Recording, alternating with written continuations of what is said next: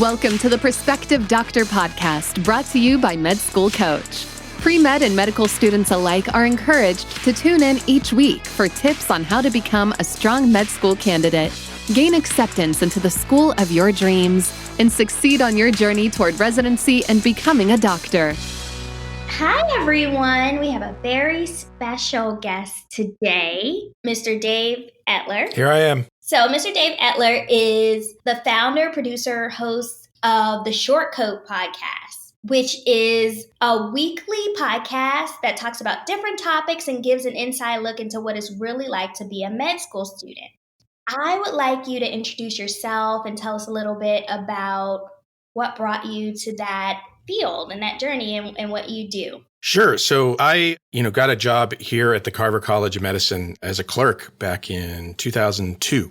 And, that was fine for many years. But ultimately, I became experienced at my job and was looking for something more interesting that I could do on top of it here at work. So I think it was 2010, I proposed doing a podcast. At the time I was listening to podcasts for the first time and, sort of felt a pull to do one. And I looked around me and I realized I was surrounded by an interesting environment, an interesting place full of interesting people doing interesting things. And I thought, people might want this. People might want to listen to it. So I, proposed it and was lucky enough to have a supervisor who actually thought that was a good idea. And so started it in August of 2010. Wow. So you've been doing this for a decade. Yeah. At first, I was sort of doing it as I had time. Mm-hmm. And, if you do it on that sort of basis, you never have time. And then, the original idea was to record interviews with interesting people who came to the College of Medicine. And while that happens, a fair amount, it doesn't happen every week. And so, probably once a month we would do a recording. And then a student came to me who had been listening for years and had just come to the Carver College of Medicine and said, you need to be doing this every week. And I thought, oh, okay. And so we started doing it every week with her help and the help of the other students. And it's been great. That's awesome. I'm quite new at this. So this is only maybe my second month. So mm-hmm. It's very interesting to hear from other podcasters, like how your idea got started and things like that.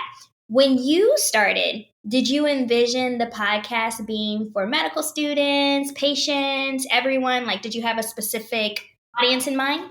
I did. I thought it was going to be I thought medical students would be the audience. Mm-hmm. And they are to some extent. But it turns out that I hadn't really considered the interest that pre-meds would have in the show. And, with the benefit of hindsight, that makes complete and total sense. I mean, pre-meds are obviously going to be hungry for information about, insight into what medical school is like, because that's what they want to do. And so, yeah, I think one of the most important things about podcasting is to be flexible and sort of pivot when you realize, that your original vision wasn't quite what you thought it was going to be. That makes total sense. I know our producer, Sam, thinks that it's great for pre-meds because it looks at like what med school is like and gives good tips for applications and interviews. So it's great that you were able to take that lesson that you learned and kind of pivot and give more insight into things. Yeah, well, part of it was just learning who was contacting us. Mm-hmm. And the people who usually contact us are pre-meds. And so it was clear, this is who I'm actually reaching for the most part. So that's true. And one thing that I will say is that you have some pretty interesting titles. So one of your more recent episodes was Liver Bits, Cold Glocks, and the Cancer of Cancer, which is an awesome title. Who comes up with those? When it comes to production and posting and writing and choosing titles, it's all me. I'm a one-man show. My co-hosts are the people who I think are the people who listeners tune in for, but they're not in medical school. They're med students. They're not in medical school to be podcasters. I've got to be the guy who does the work behind the scenes so that they can go off and study and be awesome doctors.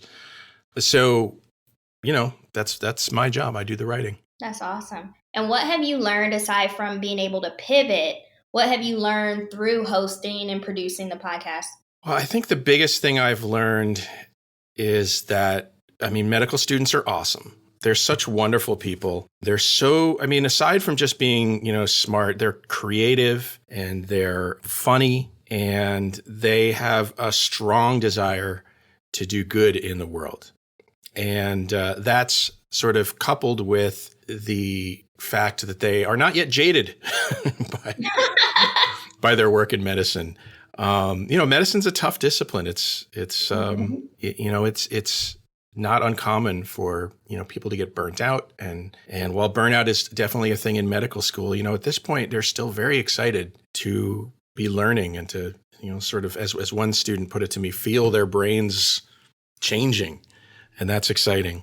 I've also learned that medicine is a huge discipline. I mean, you can be whatever you want to be in medicine. If you want to be a medical journalist, you can do that. If you want to teach, no problem. If you want to serve your fellow humans, you want a life of service, you can do that. If you want to make gobs of money as a specialist, you could do that too. But the respect and social standing that comes with being a physician is a force that can be used for good beyond treating patients. And that's really neat.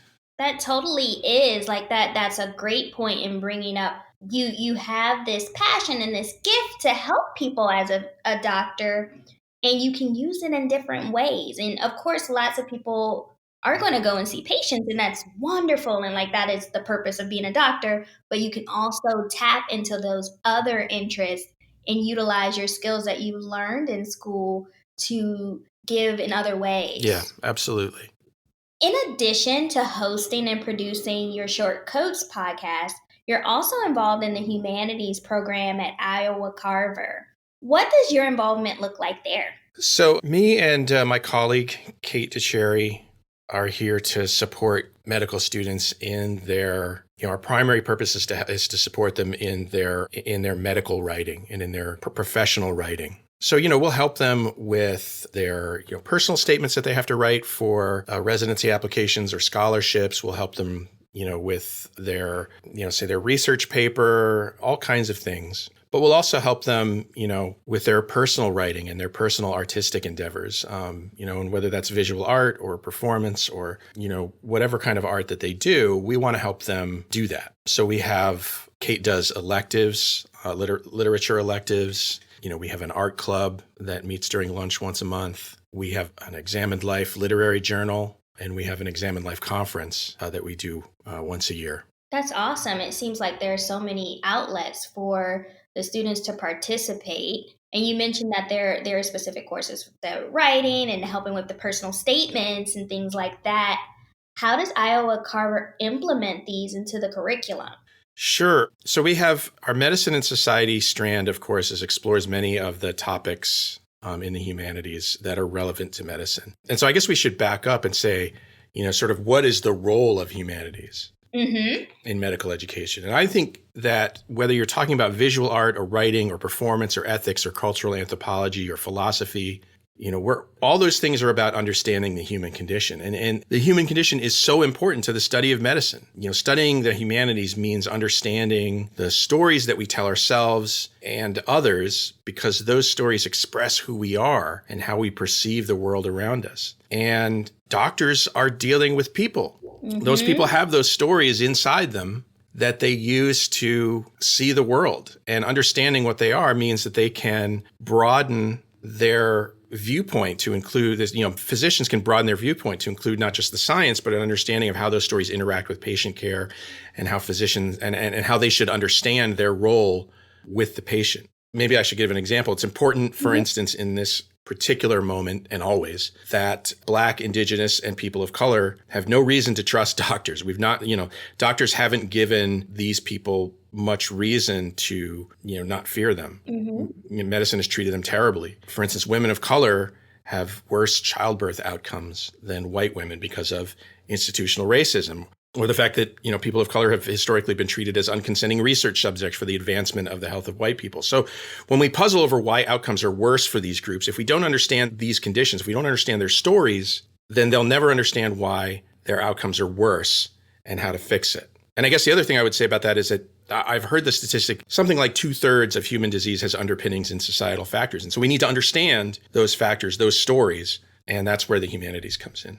I love that you highlighted that because it is important. Like culture is an important part of medicine. We do learn the body and the disease processes and things like that, but you need to understand the human experience. So like you said, people of color have mistrust. why do they have mistrust for all of the things plus more that you've mentioned? Like I'm a Black woman, for those that don't know that are listening, and like my ancestors were experimented on, and there were things like the Tuskegee experiment and many other ones. And so when people look for doctors, especially like older people who have experienced the past and are even more close to it, and as we are seeing in 2020, it's still going on. We may wonder why a person doesn't want to disclose all of their information to a doctor, or why they're asking specific questions, or they're non-compliant. But you have to understand the history so that you can build those relationships and try to mend them. Yeah, non-compliance is one of those, sort of triggering words for me. Like, so I should be clear. I'm not a doctor, right? All I know is what I've picked up on from talking with my co-hosts and colleagues in the College of Medicine. But when I hear compliance, that's one of those words that triggers me a little bit, right? Because often the reason people aren't compliant is because they're not able to be compliant because of their situation, because of their stories, because of their lives. And so that's one of those things that we need to understand. Absolutely. Like, you have to understand where a patient is to meet them. And it shouldn't be a state of compliance, because that's more of a paternalistic thing of telling someone, why didn't you listen to what I told you to do? But if you ask, okay, why didn't you take your blood pressure medicine? Oh, you may learn that they may not be able to afford it, or they lost their job, or they had to choose between taking this prescription and feeding their children, or they may live in a food desert where there may not be vegetables and canned foods and things like that may also be affecting their health conditions like hypertension and other things. So we have to learn where our patients are in order to meet them there, or see how we can even help them. Yeah, exactly. Or even, what part of their story is going to affect how they perceive my advice, and how can I deliver my advice or my diagnosis or my treatment so that they will understand and be happier to participate given what I know about them. That makes perfect sense. So do you feel like medicine does a good job of this these days? To be honest, I don't. Yeah. And I think that we're starting to understand a lot more about it. But we are coming from an altruistic state of medicine where it was more paternalistic to say, okay, this is what I'm a doctor, this is what I told you to do it. Where now, thankfully, I think more in the newer generation of physicians, we are trying to build partnerships. So for instance, I trained in family medicine, and at my family medicine program, shout out to University of Maryland, did community medicine, where we were kind of submerged into the community. Like, we had stores and we were in the neighborhoods of Baltimore. And there we took a look and we learned about like what is affecting our patients. Why are they this way? Looking at the social determinants of health and things that our patients actually needed, going into the community and doing home visits to see how our patients are actually living, and trying to bring that back and discuss whether or not it was through our group balance with our teams or on our grand rounds. Like, how can we integrate more with the culture and the environment surrounding us to learn about our patients? And I think that more and more programs are doing that out there in medical schools as well. I went to Boston University for medical school, and we also had a humanities program where we're thinking about these kinds of things. And I think the more that we expose the newer future physicians to that, the more they'll spread that on. So for instance, when I'm an attending now, so when I was practicing in my brick and mortar office and I had students come and visit, we would have these discussions and talk about patients, and not just rattle off, okay, this patient is non-compliant, they don't want to take their medicines, but dig deeper into why, and like, who is this person? Like, not being a number, like, oh, that hypertensive patient over there. No, Miss Bertha. What's going on with Bertha and her family today? And getting to know people. Yeah. So I think that as we make small steps in that direction and take a look at what's going on, we can change the future and try to figure out different things. And now, especially with all of the uprisings and racial conversations that are going on in 2020, it brings us even closer to taking a look at our organizations and seeing like, why do we have these healthcare disparities? And what can we do as physicians to build that trust and to help change it for the future? Not just say, okay, we recognize that the mortality rate of Black mothers is more than white mothers, but why? And how can we change that? Yeah, absolutely. I think people are built to take shortcuts, mental shortcuts. And I think one of the things that the study of humanities when it comes in its intersections with medicine can do is provide you with a framework to recognize when you're taking a shortcut and then figure out what to do about it. And I think that's really important. So, you asked about the curriculum. And, so we have a medicine and society strand of courses. It's a 3-course strand that explores many of the topics like the social determinants of health and the impact of culture and community on healthcare. So that's a big part.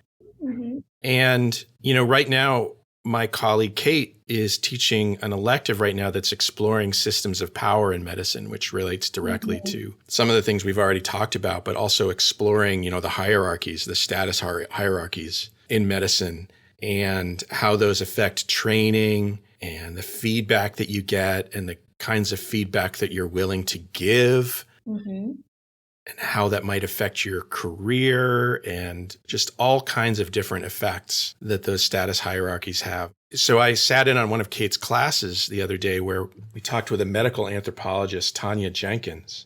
And this was her work, studying the status hierarchies in medicine. And there are so many ways that these, hierarchies affect medicine and how it's practiced. Everything from, maybe you've noticed, when you go into a meeting that includes, people like yourself who are attendings and then residents and fellows and medical students. She pointed out something that I found interesting called the chair hierarchy. Do you know what have you heard that expression? No. So this is the hierarchy that seems to happen. This is the thing that seems to happen when a big group of people go into these meetings, and some people are allowed to sit at the table and other people are allowed to sit at the outside of the room. And even within those sections, there are people who are allowed to sit at the head of the table and people who are allowed to sit along the sides. And it's kind of subtle, but at the extreme ends, you can see it. Like the medical students would never sit at the table. For instance, the physicians, the attendings would always sit at the table. And this happens to a greater or lesser extent, depending on where you are and what kind of system you're working in. But I thought, that's so interesting, and these are things that nobody ever talks about. Nobody ever says, well, you're a med student, you got to sit over here. It's just what you know. And I find that really interesting. I now, I've never really thought of it in that manner when you use those words, but I definitely can reflect back to when I was a student and things in how certain rooms are set up in certain rotations. And if no one warned you, you might go and sit at the table and maybe have a interesting conversation with your resident or something afterward. Yeah. About, never do that again. Yeah.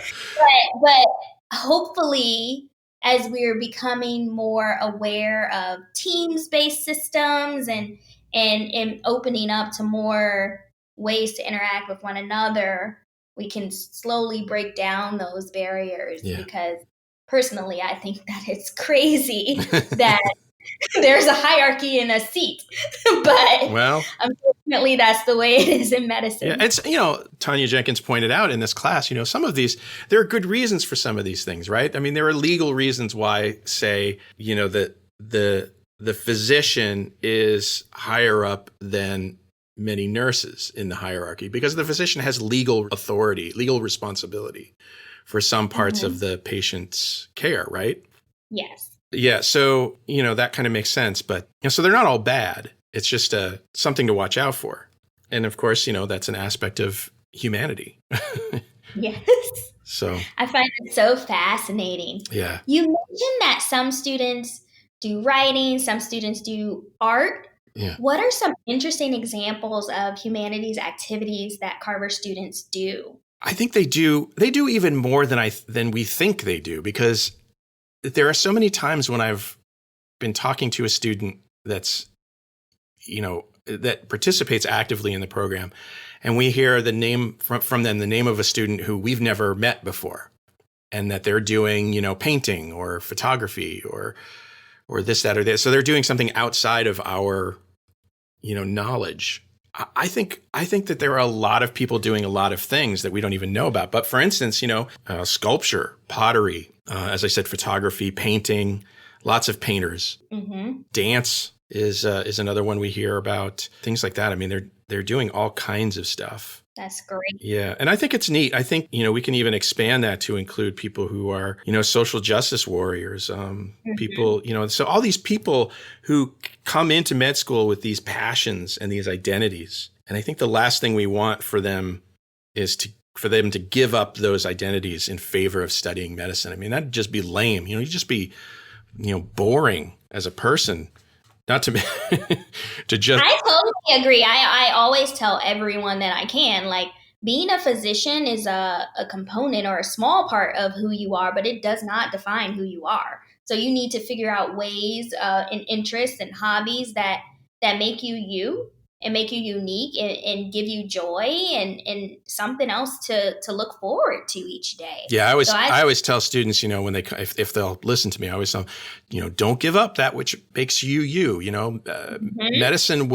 Medical education will, not intentionally, but will give you the impression that the only thing that you are allowed to do is study medicine. And, that's a terrible way to go. It can create all kinds of problems for you, emotionally and physically, and just make you, it can stunt you, I think. Absolutely. Like from a lot of, just for the students listening out there, I think that Dave just shared some wonderful words of wisdom with us, because I definitely have friends and colleagues out there where if you get to a point where it's time for a career change, or you have the quote unquote burnout experience, and a lot of people seem to reflect and wonder what they can do next. And they're always like, well, all I know about is how to be a doctor. And that's totally not true. Like, of course, your intentions, and you studied a long time, and you'll continue to learn each day, because the day that you stop learning is the day that you should quit being a doctor. Mm-hmm. But there's way more to life than just medicine, and you all have specific, unique gifts. Absolutely. And those gifts, shouldn't be looked at in isolation. They make you a better person and a better physician. That's the whole point of the Writing in Humanities program at the Carver College of Medicine. It's an acknowledgement that these things make you better than you would otherwise have been if you just decided to discard those things. Absolutely. Does your podcast contribute to the Humanities program at all at Carver? Well, I mean, I hope so. We explore the social aspects of medicine, the human condition aspects, in part because, I find that more interesting. As a non-scientist, as a non-physician, I find that more interesting. But also just as an acknowledgement that we're not content experts yet, and anything we said about medicine would probably be incorrect. We do it in a much less formal way than some other ways that the college explores the humanities, though. For instance, one of the popular exercises that med students do is to engage in reflective writing about what it is they're becoming, which is great. I don't know if it's for everybody. And so, maybe the podcast offers a way to do that reflection every week in a way that's, a little less intimidating than writing. I also hope that the podcast offers co-hosts an idea about how they might be public figures in medicine someday. I think traditionally doctors and scientists have sort of stayed in their own lane and didn't get involved in public discourse very much. And I think many have felt that the best use of their knowledge and skills was to care for their patients. And I think that's evolving. I think medicine has become intensely political in recent years. And so I hope that my co-hosts will see podcasting as a way to incorporate those skills and that knowledge that they have into a public discussion on medicine and healthcare and how it affects and is affected by the world that they live in and that they work in. I mean, maybe exert their influence in a way that has a positive effect. Absolutely. And you mentioned that medicine is becoming more political, which it is. Do you feel personally that there is a place for politics in medicine? I don't think it matters whether there's a place or not. I think that it's there. Politicians are making decisions about medicine that affect their patients directly and affect the physicians themselves directly. And so, whether there's a place in medicine or not is irrelevant. You have to participate. Absolutely. And I totally agree with you. Medicine is political. Healthcare is a political issue, whether or not you agree that it should be or not. Although I personally think that healthcare is a human right. Mm-hmm. We have not gotten there yet. Yeah. In the U.S. So you have to use your voices to stand for what you believe in that is correct and right, and what will help benefit your patients. So use your voices and the power that you have to take a stand and advocate for yourself and your patients and your community. Absolutely. Absolutely. And, do it in small ways, do it in big ways, just do it and participate and be part of the process, because it's going to happen whether you want it to or not.